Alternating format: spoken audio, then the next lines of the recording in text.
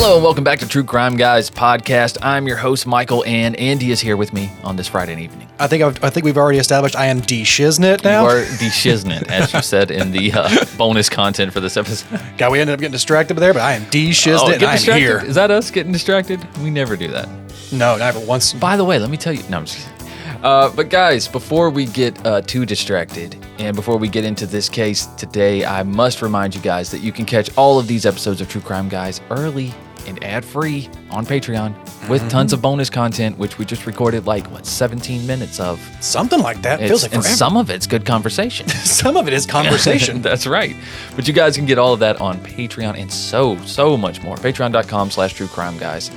But if you're still looking for more content on the free platform, make sure you check out our other shows, Strange and Unexplained, as well as Cryptic Soup with Thina and Kylie, wherever you listen to podcasts. That's Cryptic Soup. You can also give Cryptic Soup a follow on Instagram at Cryptic Soup Pod. Also, give us a follow at True Crime Guys as well, and we can point you in the right direction. Also, make sure you subscribe on YouTube, where you can catch the latest episodes of Strange and Unexplained in video form as well. Leave us a comment, too. Yeah, exactly. Comment. And leave case suggestions if Absolutely. you'd like. Great place to do that. But today is actually a case suggestion. Yeah, yes, it really was. From Thina, from Cryptic Soup. Thank you. She has quite a few, so when I don't get any, if I don't have any to draw from or none that really inspire me, I just go to Thina's list. Yeah. And then there and behold, I will find something interesting. So far, I've only gone down 5 items on the list, and I've already found 2 banger cases. Yeah, I'm still in the A's. But today, we are talking about the very confusing and controversial case of Jaleayah Davis, a 20-year-old who left home to spend an evening with some friends whom she'd only known for several months. But only hours later to be found dead, and the details are rough, Andy. That's going to be your warning today, okay? The details of this crime, the condition of her body, very graphic, graphic. But it must be discussed to fully understand this case. But this has generated quite a bit of controversy as to what actually happened. So police claim, and it has gone down officially as an accident. But Jaleayah's family and many others believe otherwise. Yeah, there's a lot of questions. It's still it's just hard to find answers to them because there seems to be no real timeline to an extent. They have what was told originally, and then there's a window where they have no idea. Well, I mean, if you believe the testimony of the friends, then you have the timeline. Yeah, that's what I'm saying. You know what There's still it's still hard to believe. Yeah, I'm just saying that even the timeline of the friends, there's still a window of just where the police have to just be like, we think this. And we have to take their word for it because we have nothing that opposes it. To an extent. Exactly. All right, Andy, we'll roll that intro and let's get into it. I will do that.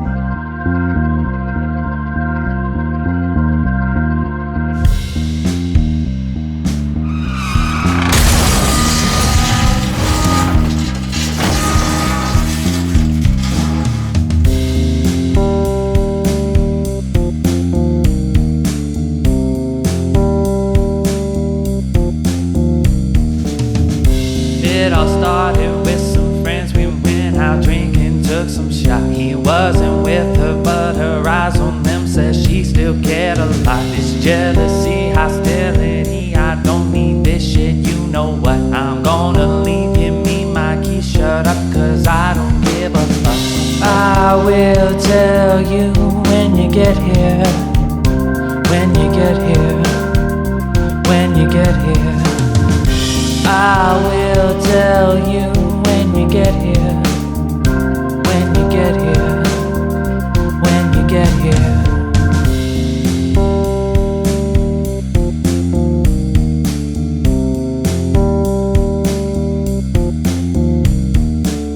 Just hurry, please tell me that you can come and get me.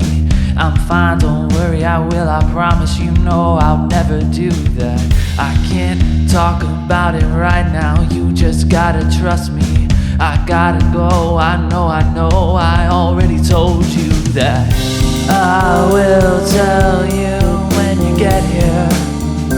When you get here. When you get here. I will tell you when you get here. When you get here. When you get here.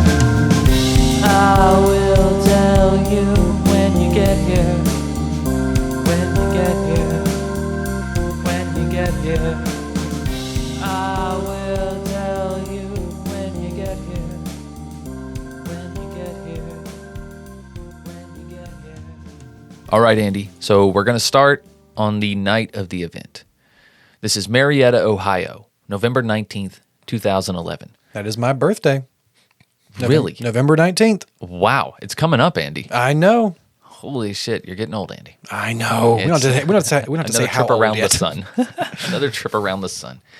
But Jaleayah Davis was with her friends Kristen Bechtold, Jordan Campbell, Freddie Scott, and Katie Nelson. Now, according to Jaleayah's friend Kristen, they had started drinking at a friend's house around 10 p.m. And apparently, according to Kristen, Andy, okay, Jaleayah had 28 shots of vodka at this home. Yeah, I was Really? seeing about that part. One of the documentaries I watched, and they were like, Come on. One person said it was like maybe 16 shots or almost an entire bottle of vodka. And like even the person talking was like, if a person Jaleayah's size drank an entire bottle of vodka Yeah. in like a span of maybe 3 hours, that person is passed out. Like, no questions. Yes, most likely. That was my opinion as well. Now, this is just a testimony from Kristen Bechtold. Yeah. So then at somewhere around 12:30 a.m., Jaleayah, Kristen, Freddie, Jordan, and Katie, they all go to a local club. And they're all drinking more there. And Kristen said that Jaleayah was dancing all up on an ex-boyfriend of Katie's. And this was creating some friction between the group. People were kind of starting to pick sides, if you will. You know what I Yep. mean? Because some people see the problem with this, some people don't. This is already, and not to derail already, but this is where, at this club is almost where the stories start to converge. Or like the stories start to diverge. Yeah, Where yeah. witnesses start coming in saying, well, we saw them at the club and she seemed fine. She didn't That's seem right. like she was super drunk. And then other witnesses are like, oh, she was very drunk at the And club. the reason I bring this up at all is because if you do not believe this case is an accident, then this bit of information is very important. Yeah. Because now some of her friends whom she hasn't known that long, several months is really not that long to know somebody. Yeah. And then now they have committed what some people would call a grave trespass. Yeah. A slight, a very offensive. Very offensive slight, right? Like maybe Katie still had feelings for this guy or whatever, you know, and now it even seems a bigger deal. Yeah, from one of the interviews I saw, it said that the ex-boyfriend had said that they were broken up, but they still kind of had some feelings for each other. So See? yeah, so it was one of those things of like, well, how could you be dancing on my ex-boyfriend? You know, so it immediately starts causing tension. Yep, exactly. So regardless, though, Katie told police that her, Kristen, Freddie, and Jaleayah all left the club together, and then they dropped Jaleayah off at her car. Now, after dropping Jaleayah off, Kristen, Freddie, and Katie went to McDonald's, which there is surveillance footage. I've linked in the sources below. There is GavinSmith.com. Hold on one second there, Past Michael. It's actually GavinFish.com. And just a warning for you guys, I'm going to say Gavin Smith for like the rest of this episode. Sorry, but it's GavinFish.com. There's a link below in the sources. Has an amazing assortment of photos from this crime. Like, oh my God, go on there. You can see photos of literally everything. He's removed the very graphic ones, but still there's tons of photos of the car, of the crime scene, and then there's video of them going through this drive-through. Okay, so that's backed up. So they go through the McDonald's drive-through, and then Freddie drove Katie and Kristen back to Kristen's house, and that's the end of their story. Yeah. That's all they know for that night, right? And you can see in the McDonald's CCTV footage, you can see like the one male and two female passengers in the car. Yes. And that's as much as you can see because they don't have any cameras outside. Exactly. Now, Kim Davis, Jaleayah's mom, was in touch with her throughout the entire night, as was her sister Tabby. Jaleayah called her sister Tabby around 3:30 a.m. asking her to come pick her up at a gas station. Tabby says that during this conversation, she heard Jaleayah yell, "Give me my keys." Right? So she wants the keys to her car at this point, you can tell, but she also is not planning on driving. Yeah. That would be Obviously. safe to assume at this point, right? And that's what the friends say as well. If I remember correctly, that's what Kristen and the friends say. They said they didn't want her driving because she was too intoxicated. She's like, okay, I'm not going to drive. Give me my damn keys. Yeah, right. let me And go I'll home. wait for my sister. Mm-hmm. Yeah. 5 minutes later, Tobby said that Jaleayah called back and changed her pickup location to a rest stop off I-77 just across the border in West Virginia. Tobby says that during this call, Jaleayah was crying, she was cursing, and she was calling her friend Kristen Bechtold all sorts of names and shit. Now, when Tobby asked what was wrong, Jaleayah said, I will tell you when you get here. And that, to me, it says, like, this also right here it sounds like something that like a drunk person would call. They would call, they'd be very upset, they'd be like yelling in the background, like, and when the person's like, what's happening? When the sober person's like, what is going on? Right. And the drunk person just can't really explain. So like, I'll tell you when you get here, just hurry. Like, I can't explain it. Like, you know what I'm Right. saying? So it definitely, some of this stuff does make sense. Some of the stories are starting to add up a little bit. Maybe she was kind of intoxicated. This behavior sounds a bit out of character for her. So Exactly. Well, once she hangs up, at 13 minutes later, at 3:48 a.m., a truck driver calls 911 to report a dead body in the passing lane of the interstate. Obviously, this body was Jaleayah. She was discovered naked from the waist up, and she had reportedly been decapitated. Her right breast was missing, and one of her legs was actually broken in half. let's not forget also that her sister comes upon this scene. Yeah, she's on her way. So her sister can't find her at the rest stop. So she drives around for a little bit trying to find her. I wonder what made her get in the car and leave. That's one of the See what biggest I mean? questions. Did she get in the car by herself? And we'll get to more of this as we go into it. But her sister can't find her at the rest stop. She's gone to where she says to pick her up. She's not there. Right. I think she calls her mom, or she calls Kristen. Her sister calls Kristen saying like, Where is she? Where is she? And they're like, Yeah. we dropped her off. She's not with us. That's all we know. Yeah. And at this point, her sister starts driving around, and her sister happens upon this accident. Like, she comes up to where, there's already first responders on the scene. There's police lights going, and she can see her sister's body in the road. And like, she has to get out and tries to get to her, and then she just collapses. So it's like Horrific. Yeah, it's not even like they don't know what happens throughout the night. Her Right, sister right. finds this within minutes, within the hour. Her sister comes upon this scene. That's horrific. Jaleayah's car, this is interesting, was found a fifth of a mile up the road, still running, with the doors locked and the headlights on. There were significant scrapes and scratches all down the passenger side of the vehicle, dents even from the guardrail. The windshield had a crack in it, but it was not busted out. And the only window that was busted out completely was the front passenger side window. It was completely gone. Completely gone. Now, according to Kim Davis, Jaleayah's clothing had been laid neatly folded on the guardrail next to her remains, with her bra placed atop her shirt and her shirt placed atop her coat. But this is not true. The clothes were draped on the guardrail. If anything, they were not folded. They were not folded neatly in any way, shape, or form. There was blood all over them.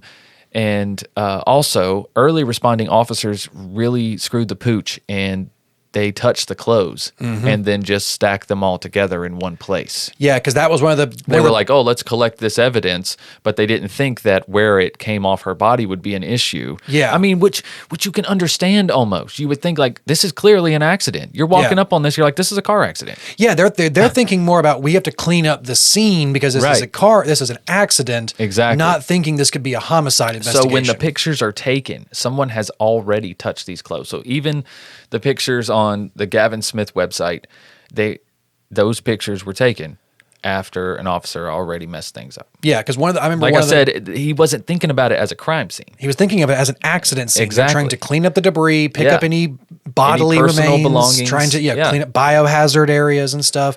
And one of the people I was watching about the documentary was saying, well, it would have been very confusing because if her clothes had came off, then the coat would have came off first, then the shirt, then the bra, and it would have been coat first, then shirt, then bra. All that was And ripped then off of her all at once because she's freaking thrown out the passenger side window. And the lady was like, well, then why was the bra on the bottom and then the shirt and then the coat if Yeah. it had come off in the opposite, order? And it's like, Because the first responders moved them. Yeah. Like, Exactly. they're not coming off neatly draped together in one spot. No. Like, doesn't matter what. Like, even if she was even if she had been murdered, no murderer is going to do that. No murderer is going to take her clothes off the body and like just the top clothes. When you really think about it, it's like y'all, you're really grasping at straws. Yeah, at that point. they were moved, guys. No doubt. It's really not anything weird. Now, something that could be viewed as weird is later that same day, Kristen Bechtold had already lawyered up, and she was also in possession of Jaleayah's keychain. But that could have been because she had her keys. That keychain could have fallen off, in the altercation with, her and Jaleayah. Maybe Jaleayah ripped the keys out of her hand and the keychain came off, and she still had it, right? And she was like, whatever, and threw it in her car. I'd heard that. A lot of people see that as some damning evidence, but I don't really. Almost like Kristen took the keychain as like a keepsake from a murder or something, but there was no real reason absurd. for it. Yeah, and she did retain a lawyer within like 12 hours of it happening, but it seems like some people were like, that seems suspicious. But when you realize that the family, like, when you've already seen this body on the ground and the family knows that you were the last person to see her, that's a smart thing to do. Like, for a family to be like, we need to go ahead and lawyer up. Like, if you're the last person to see her, we just need to be safe. And Kristen was the daughter of a police officer or a former police officer. Yeah, they were being safe in that aspect. Exactly. Now, ultimately, the death was ruled an accident. With alcohol obviously playing a major role, her blood alcohol content was 0.19. Mm-hmm. So, but still, 0.19, that's not 28 vodka shots and more drinking at the club high. No. I saw one of the analysts said that her blood alcohol, if she had drank an entire bottle like that with that many shots, it would have been somewhere like 0.6 something. Like, it would have just been like, it would have, they were telling like, she would have been in like alcohol poisoning states. Like, to drink that much that fast. Especially at her weight. Yeah, at her size and weight and her age. Yeah, it's not like she's a 50-year-old alcoholic who's been seasoning their liver with throwing them back years. for years. Yeah. Now, Chief Law Enforcement Deputy Sean Graham said that Wood County spent hundreds of hours investigating and following leads that ultimately came up empty. An engineer from Kia Motors examined Jaleayah's car. Here's a quote from them.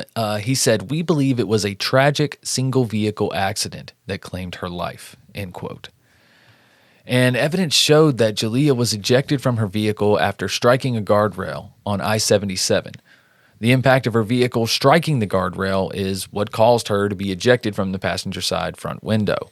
Apparently, she was not wearing a seatbelt. So right. And then I think the velocity, in addition to her body hitting the guardrail and bending backwards, then her body was thrown over the top of the car. Mm-hmm. Because obviously it would have been caught in the wind too. You know what I'm saying? Like at that speed. Mm-hmm. So she hits the guardrail, she's thrown out the passenger side, and then her body is whipped, I guess, from the wind up onto the hood. And you can see it in the car photos. There's a tremendous amount of blood on the roof of the car, going down the back window onto the trunk. Yeah, that's where the majority of the blood is on like the back and on it the makes trunk. perfect sense because the wind would have been blowing. You know what I mean? I mean, I know it's graphic to think about, but it really helps you understand how this bizarre accident is not that insane. And we haven't really. I don't mean to be this biased this early, and it's just I'm just trying to help you understand and hope everyone get a grasp of how this accident happened, because I think that misunderstanding is what fuels all of the conspiracies. Mm-hmm. It's just like, how did she get thrown out and her clothes were folded? And I get so whoa. And where are her shoes? Yeah, but we haven't really talked about. We've tried not to go into like as much of the graphic detail, but there's also the matter of like her clothes are on the guardrail. They were on the guardrail, which means that her upper body made contact with the guardrail outside the car. Yes, and there was brain matter on the guardrail. So when her body came out of the car, that like the windshield crack is in the passenger side, like right in front of the passenger side. So her body went out. And most likely one of her limbs hit the windshield. Her foot or something, her heel hit the windshield. Probably her body leg, which was broken. Which was, when she was getting ripped out of the car, one of her legs or something hit that windshield and broke it. because there was no blood inside the car. That was a big thing that the police were all confused about. Exactly. Is there's no blood in the car. Right. There was even if the window was busted out, there was like, there's no blood in here. Like everything's on the back of the car. Did she hit herself? Like, how do you do this? And Right. So yeah, it's not just like one little scene. It's a stretch down this road of crime scene. And like I said, it was well photographed, and you can kind of put the pieces of the puzzle together. But like we said, her body was then, it was thrown over the vehicle into oncoming traffic on I-77, and then her body was struck by a tractor trailer traveling northbound on I-77. The report determined that the driver's side airbags of her vehicle were deployed, but the passenger side did not deploy, meaning that she was alone during the time of the accident. Mm-hmm. And her cause of death was announced as multiple catastrophic injuries sustained as an unrestrained driver of a car that lost control and struck a guardrail. That's the official reading right there. Because they think that she was obviously under the influence. Like Right. she should not have been driving. She's already twice the legal limit. Right. And when they found the car, it's still running, but the dome light was on, like inside the car. Yeah. So they think maybe she was looking for something. She didn't have a seatbelt on. She may have dropped something, was bending over looking, and yep. that's probably the reason she got ejected out the passenger side. It's because she was probably leaning over looking. What made her get in the car and go? Yeah. That is maybe somebody was being creepy at the rest stop. Mm-hmm. She is a young girl by herself out at this rest stop feeling vulnerable. She's drunk.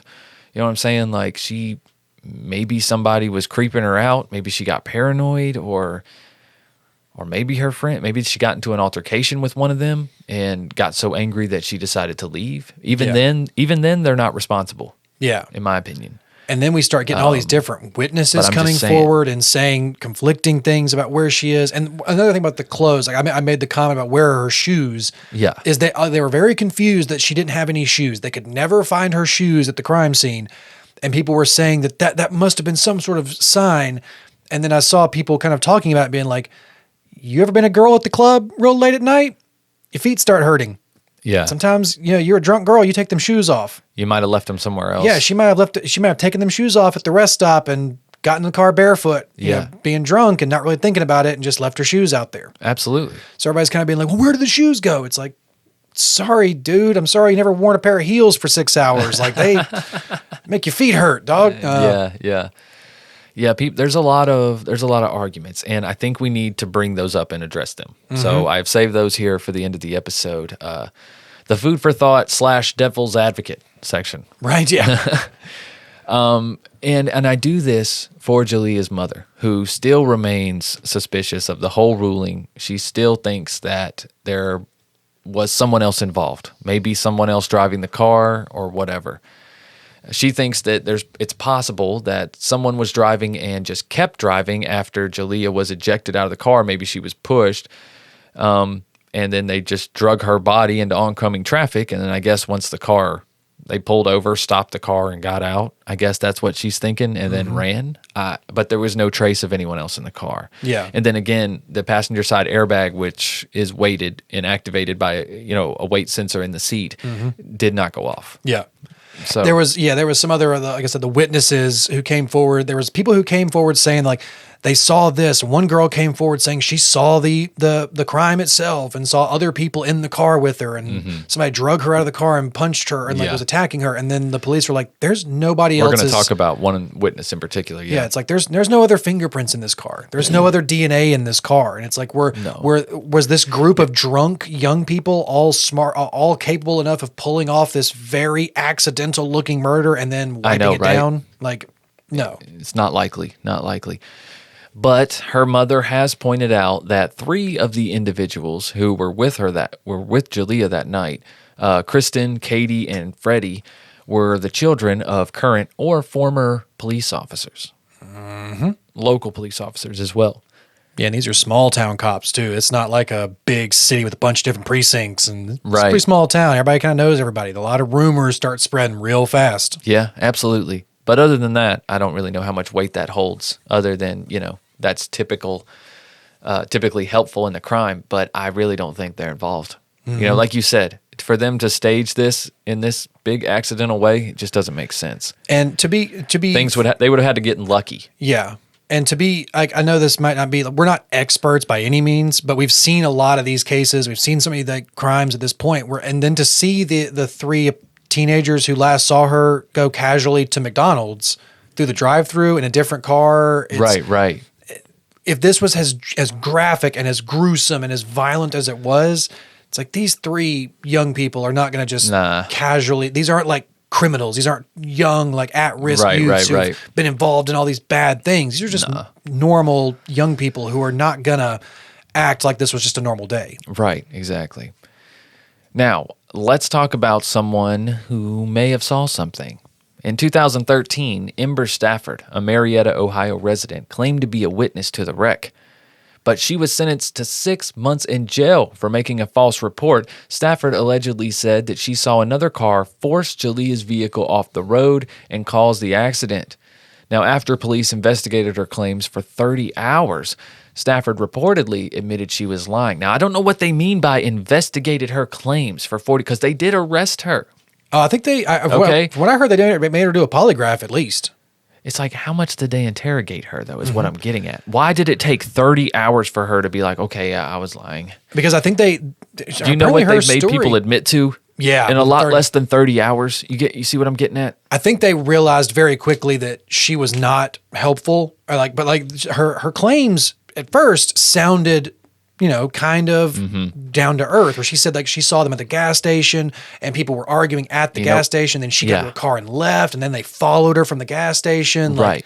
Now, this is right after it happened. So I feel like the conspiracies were really running hot right here. A lot of misinformation was running around, so much so that in April of 2013, Anonymous actually got involved. They claimed its members would be taking action to expose an alleged police cover-up in the Davis case. And but still, to this day, nothing has come up about it. But still, that just goes to show the fact that they wanted to get involved in that time. It goes to show how much conspiracy weight was out there. Yeah. There was a lot of misinformation being spread. I think that right there also kind of points to, in my opinion, it points to there might not be a cover-up conspiracy. If a group as like widespread, and I don't want to say as powerful, but as skilled as Anonymous can be, like some of these are apparently some of the best hackers and people in the world. Right. And if they're capable, if they are really interested in this and they want to pursue this and they're able to hack into all these police systems and personal information and they can't find anything and then there's never been anything after that, to me that kind of points to maybe they could not find any evidence of a cover-up. Like they just thought there was. And well, here we are 11 years later. So... Yeah, it kind of just points to the evidence of maybe there wasn't any evidence. Right. But it doesn't mean that this is not an interesting case. And there have been some very, very well-played cases on both sides. If you guys want to know more about the drama and everything and the controversy around this case, I think a great place to start, and even this is going to be controversial, but the great place to start would be Mile Marker 181 podcast, honestly. It's a podcast by Emily Nestor, and she done it in 2018. And so here's what happened. At first, she was working with the family. She was working with Kim Davis, Jaleayah's mom, because Emily grew up in Marietta, Ohio, the same exact area. She didn't know Jaleayah, but I guess she kind of identified with the case because of that. Yeah. I don't know, but I think it was just very well talked about in the area, and she just kind of became obsessed with it. Yeah.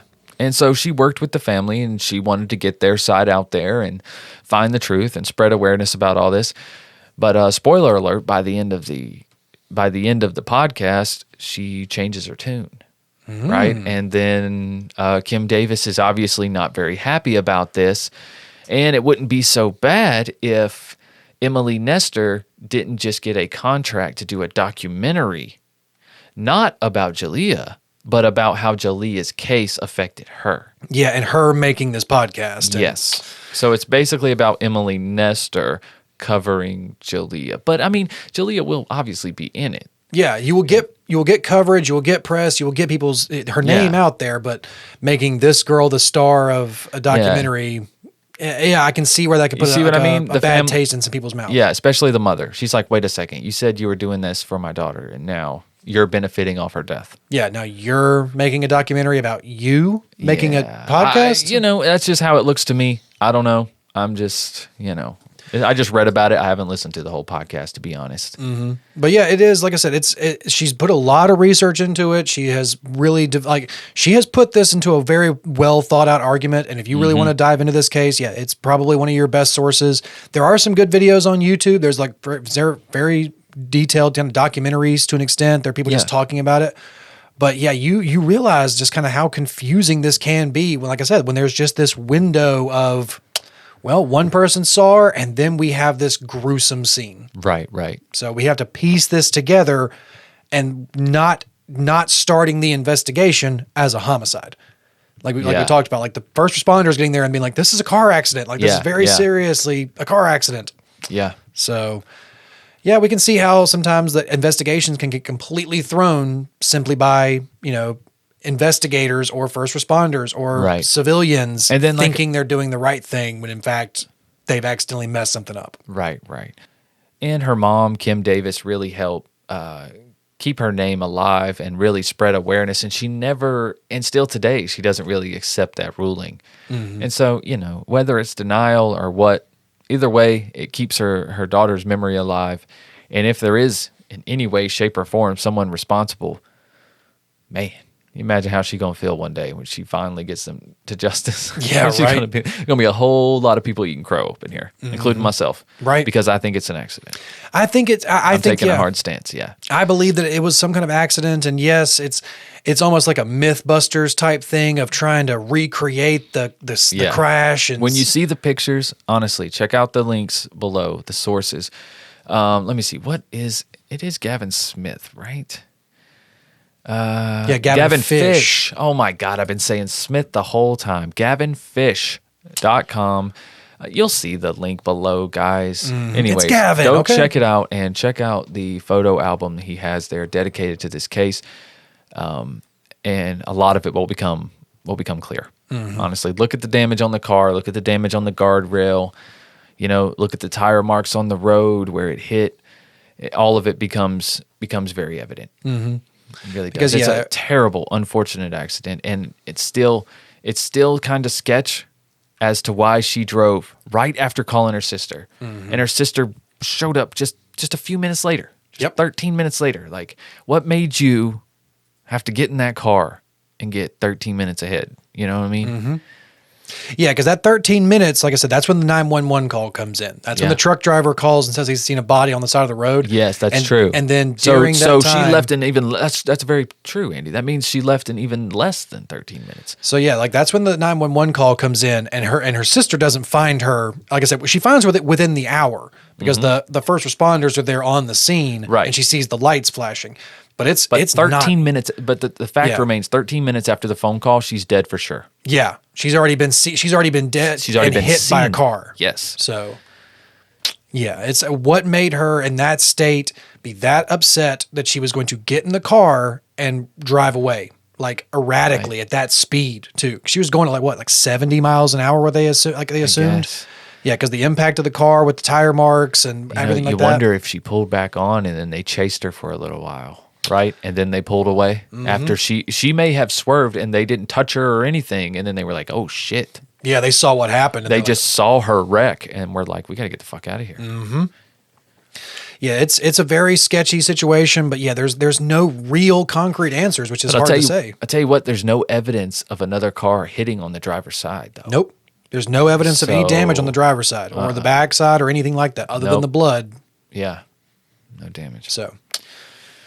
Well, you know what you need on your underside of your arms? What do you need on your underside, Michael? Deodorant. Need some Oh My Gaia? That's right. You need some Oh My Gaia. Your undercarriage? That's right. All of the under places. Yeah, you can. You can if you like.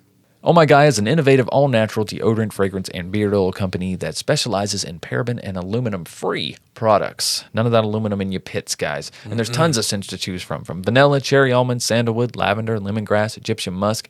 There's fireside, great fall scent, bergamot amber, pear, sweet pea, sailor, barbershop, and another great fall scent, true crime pine. Another great place to start. I almost wish Wendy would start making just like natural candles, so we could just make the studio just smell like these great scents all year round. She has made me some incense. Ooh, see, there we go. And they are quality. I don't know if believe she's that. going to bring those back, but I might start campaigning for them. I believe that. Like I said, I believe she could make some nice candles to they're make the amazing. studio just completely just come alive with fireside. Listen, everything they do over there, oh my God, is amazing.